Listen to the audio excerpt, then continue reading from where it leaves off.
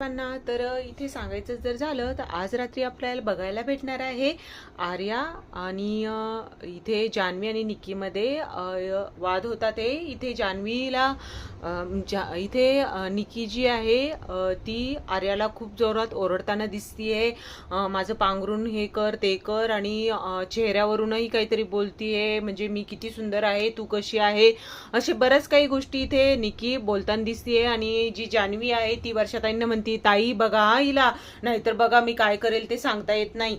तर इथे सांगायचं जर झालं तर दोघीही मिळून इथे आर्याला हे करतात, ते म्हणजे दोघी मिळून खूप काही बोलण्याचा प्रयत्न करतात.